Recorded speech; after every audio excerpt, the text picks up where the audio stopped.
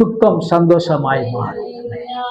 உங்கள் துன்பம் இன்பமாய் மாறும். இந்த நாள்ல கர்த்தர் உங்களுக்கு கொடுக்கிற ஆசீர்வாதம் அதுதான். ஆண்டவர் உங்களை ஆசீர்வதிப்பது அதுதான். இன்னைக்கு அவரை தேடி வந்து அவருடைய சமூகத்துல வந்து அவரை மகிமைப்படுத்தின, அவரை ஆராதித்த, அவரை உயர்த்தின உங்களை பார்த்து சொல்லுகிறார், உங்கள் சகோதரர் எல்லாரிலும் நீ கனம் பெற்றவனாய், நீ கனம் பெற்றவனாய்.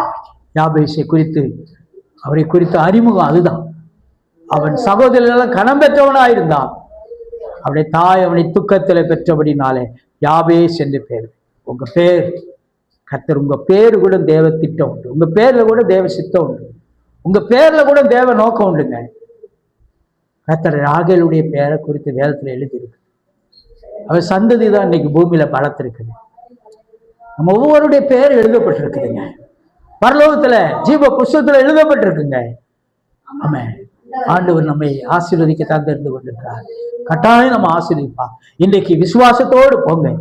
ஆண்டவர் ஆமா கூடாது என்று நினைத்த, மனிதனால் கூடாது, ஆமா ஆமா ஆண்டவர் நினைத்ததை உங்களை நான் ஒழிச்சே கட்டிடுவேன், உங்களை அழிச்சே பார்த்துருவேன், ஆமா நினைச்சு ஆலோசனை பண்ண ஒரே மனமா நின்ற, ஒரே கோத்திரமா நின்றவங்களை கர்த்தர் நிர்மூலமாக்கி அவங்களை பிரிந்து அவங்களை பிரிச்சு ஆண்டவர் என்ன செய்வார்? ஆமா அவங்களை உடைச்சு அவங்களை குழைச்சு ஆண்டவர் உங்களை உயர்த்துவாருங்க.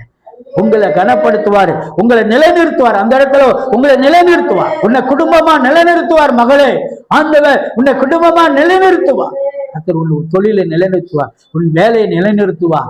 ஆண்டவர் நீ உன்னை அங்க நிலைநிறுத்த செய்வார்.